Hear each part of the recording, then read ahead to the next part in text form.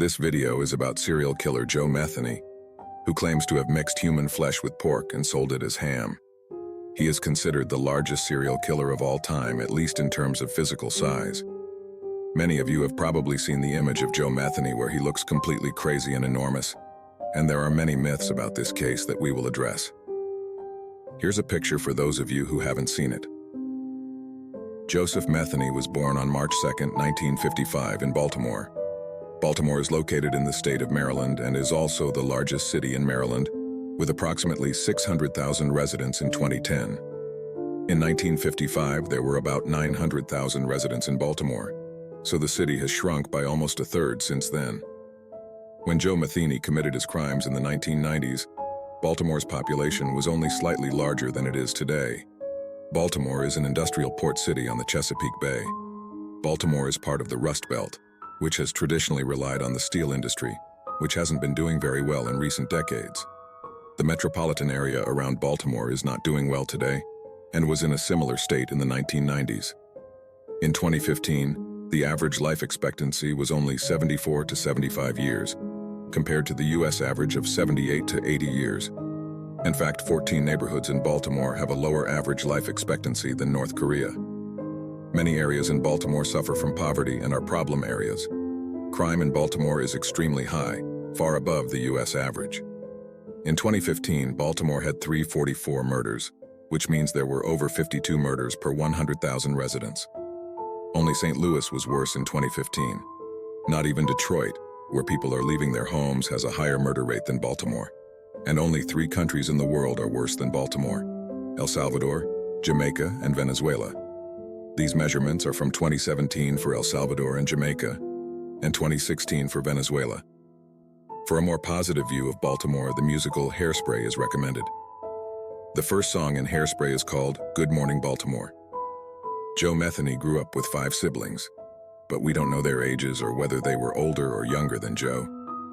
The sources in this case are highly problematic, and there are reasons to suspect that Joe has lied extensively about his crimes, making almost all information about him uncertain. There is remarkably little information about his crimes, even though he committed them as late as the 1990s, when Joe was only 6 years old. After the death of the father, Mother Jane was forced to work 2 jobs to support her 6 children, and of course it reduced her quality time with the children. Joe's mother Jane has always maintained that despite this, she always gave her children a safe and normal upbringing. No one in the family had the slightest suspicion that Joe would become a serious violent criminal as an adult. The story of Joe's childhood diverges slightly between him and his mother Jane. Joe himself says that after his father's death, his mother abandoned him, and he moved around in different foster homes and truanted a lot and never finished school. Joe also says he never got to see his mother or his siblings during his time in foster care.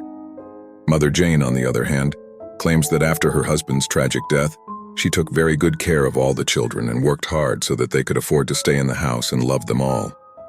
Jane also says that Joe was a very kind child who was friendly and helpful to everyone. In his spare time, she remembers Joe loved to ride his bike around the area. Mother Jane herself, quote, "Joe was intelligent and had a good childhood. If he feels neglected, it's his own fault. It was a pretty good home," end quote. Mama Jane's job at this time included waitressing, bartender, and also driving a food truck. These 2 stories diverge wildly, but it is possible that Mother Jane sent 1 or more children away for periods to live in temporary foster homes. That would possibly explain some of the difference between these 2 versions. According to Joe himself, he enlisted in 1973. During his time in the Army, he was based in West Germany, but he is said to have also fought in the Vietnam War from 1973 to 1975. It was there in Vietnam that he got hooked on heroin, which he continued to take throughout his adult life as soon as he got the chance. This story is not really credible because the United States was about to leave the Vietnam War in 1973. According to Wikipedia, there were 50 American soldiers left in South Vietnam on December 31st, 1973, and the last soldiers left on April 30th, 1975. There are 2 versions of what Mother Jane says about Joe's time in the army. In the first version, Mother Jane has no memory of Joe ever being in her arms at all. In the other version, Jane says that Joe actually enlisted in 1973, but that he was only in Germany.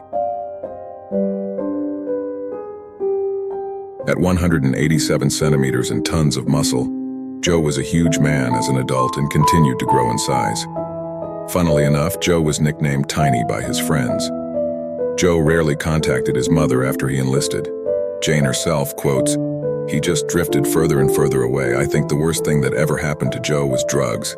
It's a sad, sad story." It is unclear when Joe actually started abusing drugs unless he was in Vietnam. After he came home from the military, he got a job as a truck driver. At first, Joe seemed to have abused only in the evenings and weekends, but still somehow he managed to keep his job.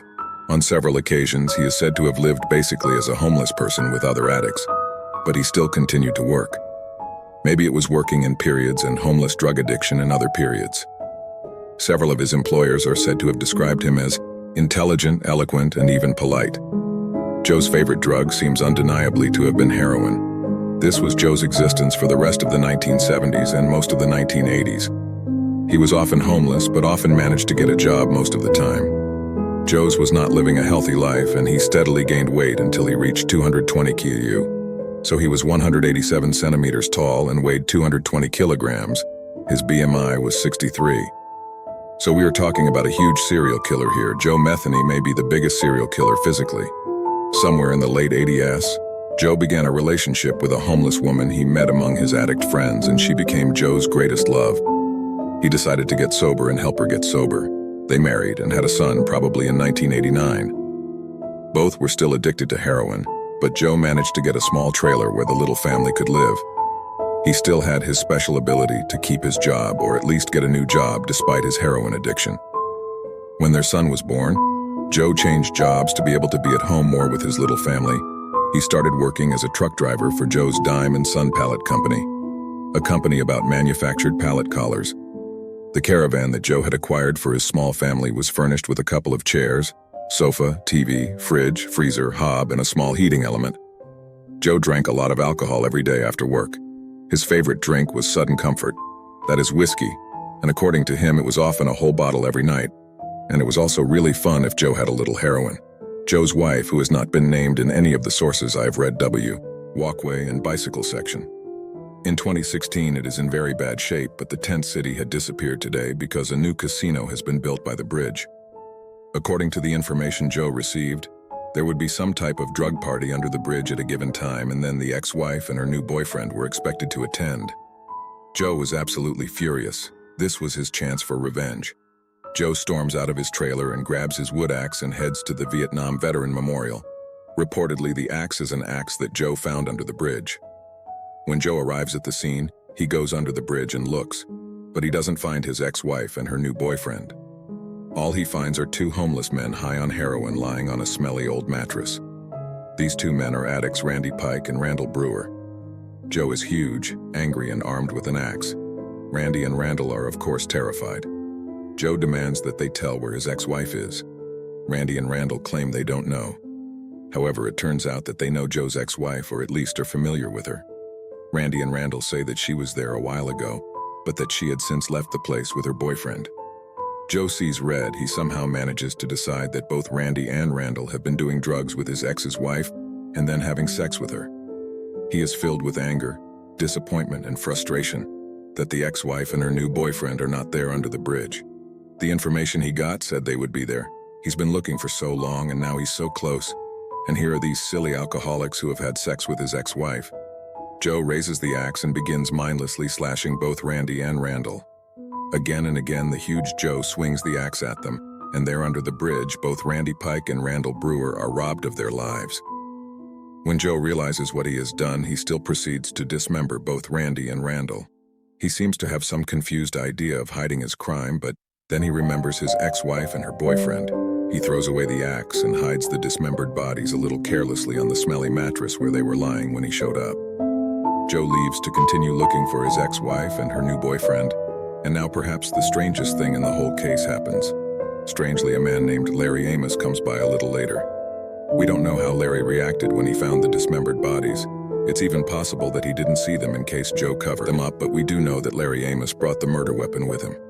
Larry twisted the axe, and on August 2nd, 1994, Larry used the same axe to double kill another homeless man named Everett. We will return to Larry Amos and his murder with Joe's axe. What happened after Joe had killed Randy and Randall is not clearly laid out. Our main source is Joe himself, and from his story the following can be deduced. Later that evening, Joe lures a prostitute down under the same bridge but on the other side of the river. He lures her with the idea that she will get drugs in exchange for sex, but he also wants her to tell him where his ex-wife is. But neither does the prostitute know where his ex-wife and boyfriends are. Joe just gets angrier and angrier and grabs the woman by the throat and punches her repeatedly in the face. Joe feels he needs to vent his anger in any way he can. He begins to tear off the woman's clothes piece by piece while repeatedly hitting her. He hears the woman screaming and begging him to stop, but he doesn't care. The woman lies bloody and undressed in front of him on the cold stones under the bridge. Joe rapes the prostitute both vaginally and anally before finally strangling her with his bare hands. In interrogation, Joe says, sober quote, "She tried to play innocent and said she didn't know anything, so I beat the crap out of her before I raped her and killed her," end quote. After the murders of the two men and the prostitute woman, Joe tricked another prostitute woman down by the side of the bridge. But she also doesn't know anything about the ex-wife, and Joe then does the same thing to her as he did to the previous woman. He abuses, rapes, and kills her. And here, after his fourth murder in the same day, Joe is a mass murderer, but it's not over yet.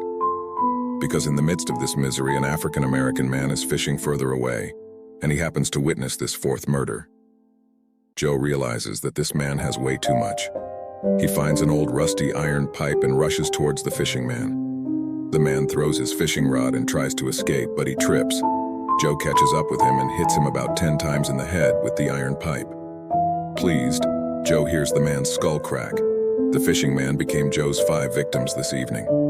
Joe has said that he drags the two women and the fisherman down into the river and weighs them down with rocks so they won't be found.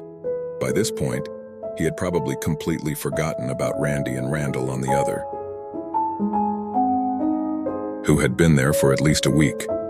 The investigation could somehow prove that Larry Amos had not murdered Randy and Randall. Rumors among addicts said that Joe Metheny might have had something to do with it. The two prostitutes and the fisherman have never been found. A 2018 article claims that 65% of all murders in Baltimore remain unsolved. It is unclear if there are any disappearances in Baltimore that could conceivably fit in with these 3 murders. It has been speculated that Joe just made up all the murders except for Randy and Randall. We'll get back to that at the end of the episode, but it's also entirely possible that 2 prostitutes and a poor African-American man could disappear without conviction in Baltimore at this time. The police arrested Joe Metheny for the murders of Randy and Randall. Joe was locked up for almost 2 years or 18 months, as he states himself, before there was a trial for the murders of Randy and Randall. At the trial, it emerged that there had been several violent conflicts between different gangs of homeless people. An alternative perpetrator was thus a member of these homeless gangs. The Baltimore police had been unable to find any technical evidence whatsoever that could be used against Joe. A jury ruled in 1996 that there was not enough evidence to convict Joe. Joe Metheny later confessed to the double murder, but he was never convicted of it.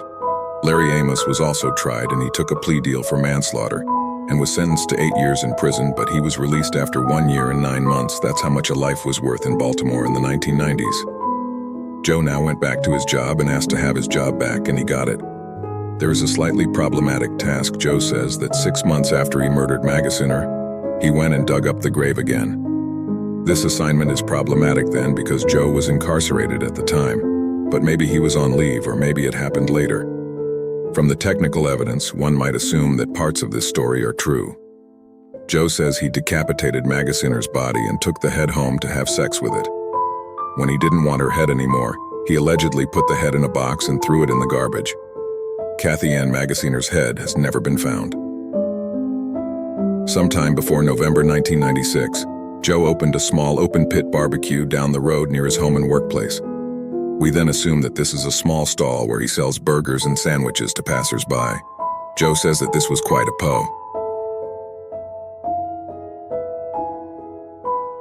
popular place, and this was then an extra job that Joe had during the weekends. Joe then mainly served roast beef burgers and ham sandwiches. Joe ground the meat himself, and according to himself, he mixed in Kathy Ann Magaziner's meat. He mixed it with either roast beef or ground pork and then sold it as hamburger meat or ground ham. Hey. The whole story about Joe's little street kitchen and that he then sold human flesh feels like something he lied about. There are reasons to question the very existence of street food and even more reasons to doubt that Joe served human flesh. It wasn't long before Joe Metheny murdered again. It was mid-November 1996. Joe's next victim was Kimberly Lynn Spicer. Spicer was a 23-year-old prostitute whom Joe met at the Borderline Bar and Grill, a small Mexican restaurant he frequented. He brought Spicer home to buy sex and drugs, but when they got to Joe's house, he started pawing her, and Spicer realized this was no normal customer. Ha ha. She tried to escape and managed to get out of the caravan, but when she tried to leave the area, she realized that the gate was locked, and Joe was the one with the keys. She also saw the 2.5-meter high barbed wire fence. There was no stopping for Spicer to take the road. Joe grabbed a knife and ran after him, catching up to Spicer and stabbing her repeatedly in the face and neck. When she no longer showed any signs of being alive, he hid her body behind the pallets at his job.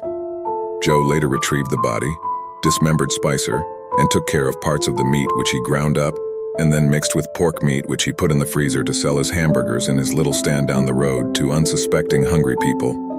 Or at least that's what Joe himself claims. The rest of Spicer's body was later found under a trailer at Joe's job, just a few feet from Joe's trailer. About a week after the murder of Spicer, it was time again. It was December 8, 1996. Joe Metheny managed to get Rita Kemper to work late one night. He had promised her drugs. They both took drugs and got high. Suddenly, Joe demands sex from Kemper. She refuses and manages to escape out of the caravan, but she also runs into the high barbed wire fence and the locked gate. Joe caught up with her and dragged her by her hair back to his trailer, where he pulled down his pants and tried to rape her, and he allegedly said, quote, "I'm going to kill you and bury you in the woods with the other girls," end quote. Somehow Kemper managed to get out of the caravan again. She was still having trouble with the barbed wire and the locked gate. She looked around and to her great delight saw a stack of pallet collars standing very close to the fence. She climbed onto them and climbed over the fence. She landed on the ground without harming herself and ran away from the scene. Here follows Joe's account of the incident, as Joe Metheny quotes, "The little bitch climbed up on the stools like a little monkey and jumped over the fence. Then she ran down to the main road where some idiot in a pickup truck picked her up and took her to a gas station. And there they called the police. I knew the police were on their way, but I didn't run away. I gathered her clothes, got the key to the gate, and went there and unlocked it. As soon as I got out, there was a police car. The policeman jumped out with his gun drawn and yelled at me to lie down, and that's how it ended. They took me to the police station and registered me. She had told them that I had said I would kill her like I had killed the others, and it was true," end quote. But according to another version of events, it took time for the police to come to arrest Joe. He even had time to ask a friend for help. When the friend asked what he could help with, Joe said he wanted help moving the Spicer's body from the work area to a better hiding place. As soon as the friend finished talking to Joe, the friend called the police. According to this version of the story, Joe was arrested along with his boss as they were leaving a Christmas party. Joe's boss was also arrested and suspected of aiding and abetting murder. He was later released and the charges against him were dropped. In any case, Joe Metheny was in police custody. Now it was time to investigate the attempted murder of Rita Kemper and the claim that a body was buried inside Joe's work area. Police searched and soon found Kimberly Spicer's body. She had been dead for almost 1 month and was badly decomposed. She was found under the trailer next to Joe's caravan. Joe was interrogated. He confessed to the murder of Kimberly Spicer almost immediately, but the police couldn't shut him up. He started confessing to more murders, many more murders. Exactly how many murders Joe Metheny admitted to is very unclear. Data is available up to 10 murders. It is unclear exactly which murders Joe confessed to because this information was not used in the later trial. But we do know that somehow Kemper managed to get out of the caravan again. She was still having trouble with the barbed wire and the locked gate. She looked around and to her great delight saw a stack of pallet collars standing very close to the fence. She climbed onto them and climbed over the fence. She landed on the ground without harming herself and ran away from the scene. Here follows Joe's account of the incident, as Joe Metheny quotes, "The little bitch climbed up on the stools like a little monkey and jumped over the fence. Then she ran down to the main road where some idiot in a pickup truck picked her up and took her to a gas station. And there they called the police. I knew the police were on their way, but I didn't run away. I gathered her clothes, got the key to the gate, and went there and unlocked it. As soon as I got out, there was a police car. The policeman jumped out with his gun drawn and yelled at me to lie down, and that's how it ended. They took me to the police station and registered me. She had told them that I had said I would kill her like I had killed the others, and it was true, end quote. But according to another version of events, it took time for the police to come to arrest Joe. He even had time to ask a friend for help. When the friend asked what he could help with, Joe said he wanted help moving the Spicer's body from the work area to a better hiding place. As soon as the friend finished talking to Joe, the friend called the police. According to this version of the story, Joe was arrested along with his boss as they were leaving a Christmas party. Joe's boss was also arrested and suspected of aiding and abetting murder. He was later released and the charges against him were dropped. In any case, Joe Metheny was in police custody. Now it was time to investigate the attempted murder of Rita Kemper and the claim that a body was buried inside Joe's work area. Police searched and soon found Kimberly Spicer's body. She had been dead for almost 1 month and was badly decomposed. She was found under the trailer next to Joe's caravan. Joe was interrogated. He confessed to the murder of Kimberly Spicer almost immediately, but the police couldn't shut him up. He started confessing to more murders, many more murders. Exactly how many murders Joe Metheny admitted to is very unclear. Data is available up to 10 murders. It is unclear exactly which murders Joe confessed to because this information was not used in the later trial. But we do know that two of the murders he confessed to were the double murders of Randy Piker and Randall Brewer. Joe's story was amazing, almost unbelievable. We don't know if he started talking about cannibalism already here, but the police just didn't believe him.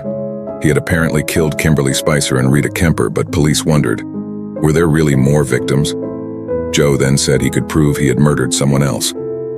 Joe was taken under heavy police escort back to his workplace and home. There he led forensics to a grave where he had buried Kathy Ann Magaziner. Most of her skull was missing, but there were teeth left in her lower jaw, through which she could be identified by a dentist. Magaziner had been dead for more than 2 years. Only the skeleton remained of her. Joe Metheny could not show any more bodies at his workplace. The questioning continued at the station.